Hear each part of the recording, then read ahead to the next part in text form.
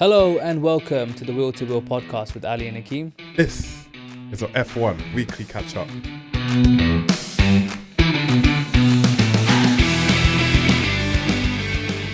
What are you saying, Akeem? Talk to me, big man. You know what? I liked it. Good race. What did Good you race. like?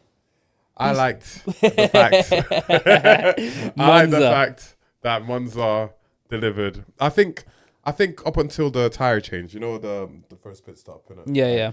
Yeah. Everything up until But pit stops. It usually does deliver. I think Monza for the last couple of seasons, it has delivered. Since 2020, since Gasly win in 2020, Oh yeah. up until now, it has delivered. So F1, FIA, don't remove Monza. If you ever think about removing another Italian track, don't.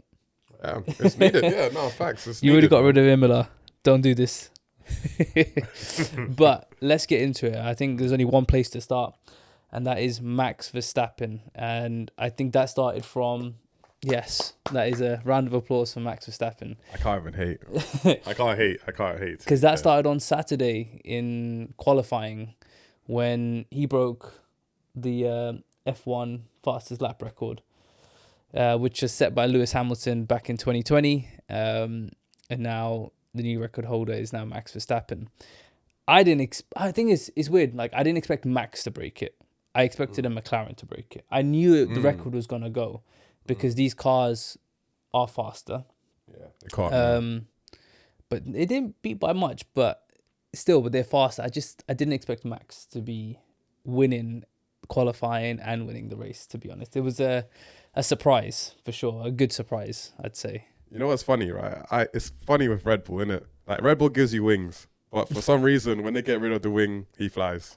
Yeah, that's true. That is very true. That rear wing was pretty much non-existent. Even Ferrari's rear wing, very non-existent. I think that was the setup. Like, you got to have a slipstream, but I think Max didn't even have a slipstream for that quality lap. But I knew it was dangerous because in free practice, he actually said he was liking the car. Yeah, the balance was there. Yeah, I mean, once you hear those kind of things, you're like, okay, yeah, he's gonna cook. He's gonna cook. Yeah. And another stat that he broke was it was the fastest F1 race in history. Oh, really? Yeah, I can't remember the exact time. I think it was 1 hour 13 minutes race time completion. And you know what? I felt it when I was watching the race. The thing is, I felt it when I was watching the race. I was like, oh, I've got to go play tennis in a couple minutes. And I was thinking like, oh, I'm gonna have to rush. Then when the race was ending, I was like, I've got like, I was expecting it to finish like another 20 minutes later. I was like, I thought, okay, that was quick. And then commentary says it was the fastest F1 race ever. And I was thinking, that makes sense. It really did make sense to me when they said that. I was like, it felt quick. Oh, boy. It was a damn good race for sure. Yeah. And I think even now he was the first one in like the last 5 pole setters to actually win the race. Yeah. After setting pole as well. Which is crazy. Yeah, he definitely whitewashed that one, innit? But let's get into the race, because the race start was very interesting, especially the first like couple laps of the race. We saw Lando have a better start than Max. Even when he went on the grass. Yeah, even when he went on the grass. What did you make of that? Because I'm interested in the opinion of like. I don't know. Like, to be honest, I just think it was just a bit of hard racing, really. Like, Did you feel like, because there was this whole thing of like, Lando felt like he was pushed off, but then he kind of wasn't, because Max was just driving in a straight line. It was just that side of Lando was on turns into grass. Yeah. But I think they even mentioned it in the call. Like, they actually, when they're in the cool down room, they actually made a joke about it as well. Lando and Max. Ah, okay. Yeah, I paid attention to that bit. Because even someone like, I was surprised that a lap later, they told Max to give the place back. I was really surprised how calm he was about giving the place back, because we know Max, and when you tell Max to give back a place, he's going to be fighting and saying like, no, I was ahead of the apex. But the classic Max spiel, he actually just did it. Obviously he had his like reservations about it, but he did it. And then literally the next lap he overtook him nice and clean and went on to win the race by 20 seconds. But I think that's what it's mad. It's 20 seconds, isn't it? But I think that's why he was so that shows how comfortable he was. Like when a driver's like really thing in the car, you can see it. And Max knew like he was going to get it back. And the McLarens, even when Lando took the lead, he couldn't gap it. You know what I mean? When he gave the place back, I was just thinking in my head like, Dirty Air's gonna do his thing. But Facts. I think Max did it in that first couple laps in that tire window where you have to get the overtake done now, otherwise Dirty Air is going to do his thing. So he had to give the place back quick and get it back quick, and he did that, and he did it well, and he went on to win the race. He gave McLaren a bit of their taste of their own medicine by finishing. I think he finished 21 seconds ahead of Oscar and 19 over Lando. And then speaking on the McLaren boys, I think we have to discuss the papaya rules that took place after both McLaren's pit stops, but mainly Lando Norris's pit stop. What did you make of that? Because the background information is that they asked Lando, Oscar's going to pit first to do the undercut to protect himself against Leclerc. Lando said, cool, playing the team game, defend against Leclerc for the team. Did that, but obviously Lando doesn't know that his pit stop's going to go horribly wrong, and then Oscar is now ahead of him. Where do you come in on? It's tricky, isn't it? Because it's like, on one hand, Lando was hard done by that pit stop, and he was at a disadvantage. And it's so sensitive because they're both in the championship like fight right now, so every point matters. And if you're one of the drive, I think if you're Lando, you're going to obviously try and con it your way, innit? But at the same point, it is still a con. You know what I'm trying to say? Because there's nothing. Like Piastri was just literally minding his own business. Yeah. He had no business. Like literally, he had no business in Lando's pit stop or whatever. That was on his pit crew, and it was McLaren fumbling the bag again. That was on them. And the thing is with McLaren as well. Like I must rant on them.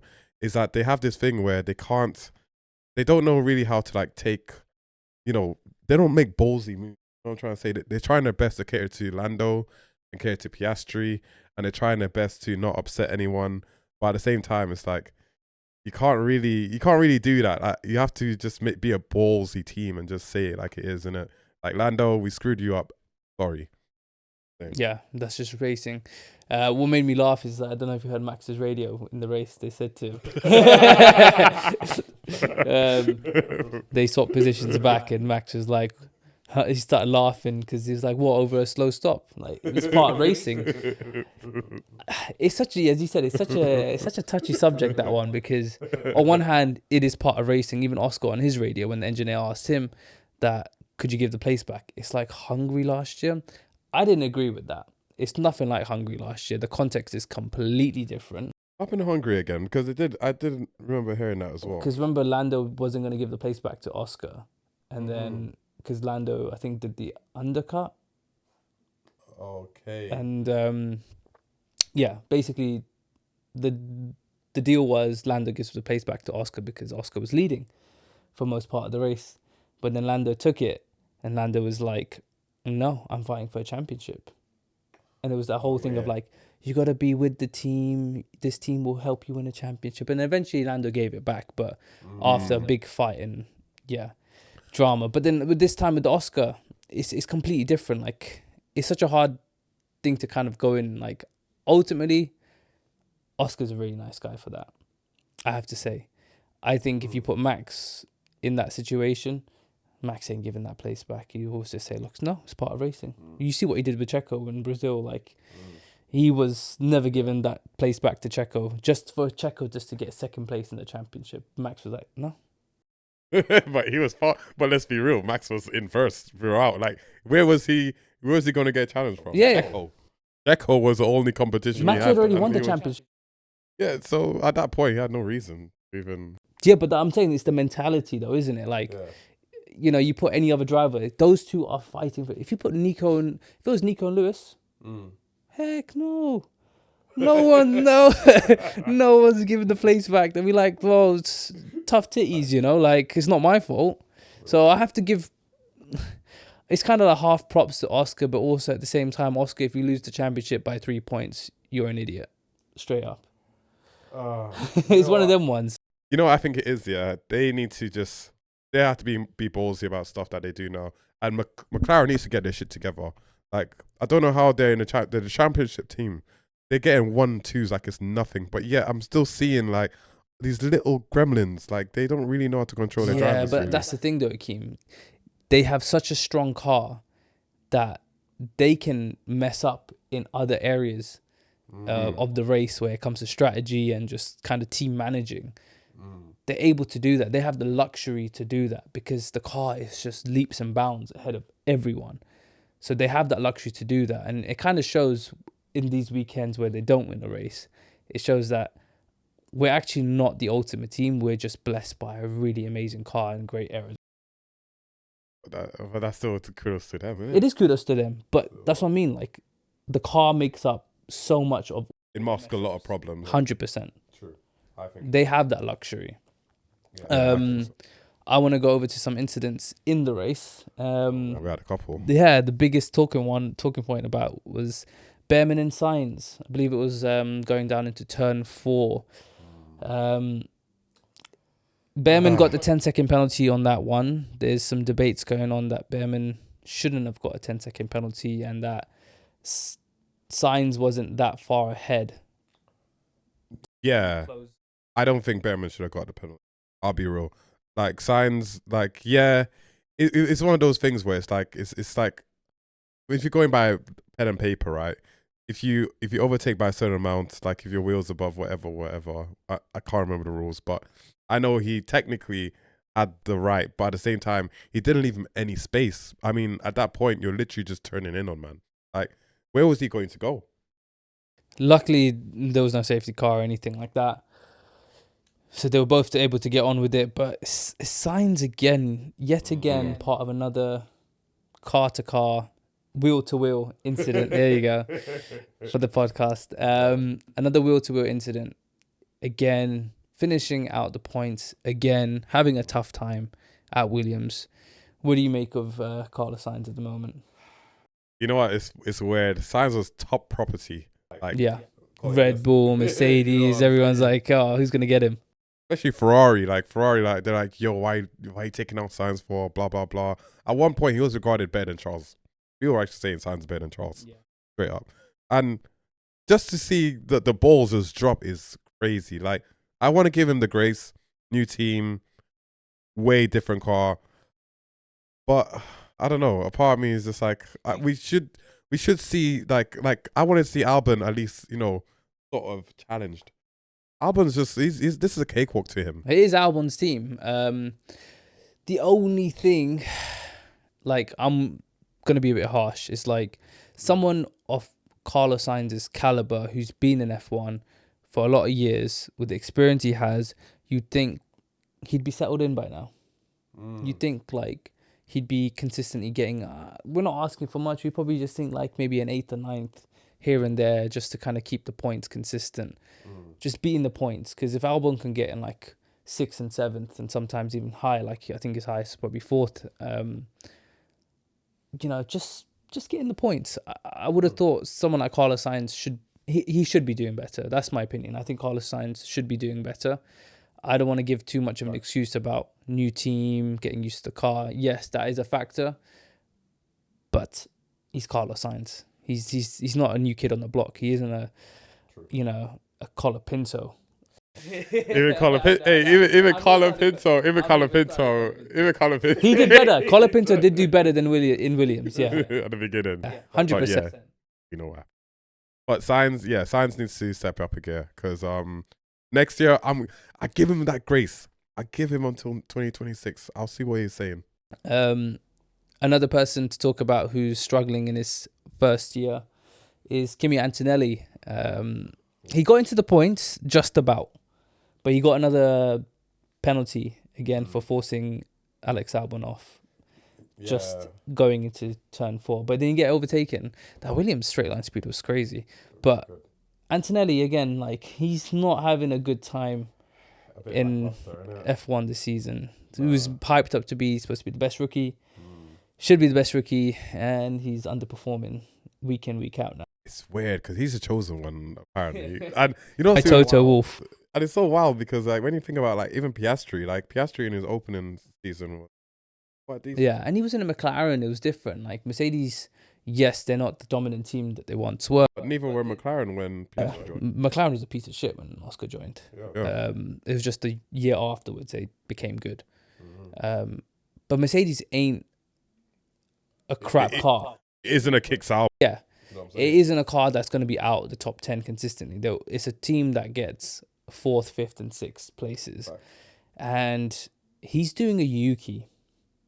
He's at, you know what, if you deep it, he's doing a Yuki where like sometimes you might struggle to get into Q3. I think he gets in Q3 a lot more consistently than Yuki, but he finishes like 9th and 10th in the qualifying.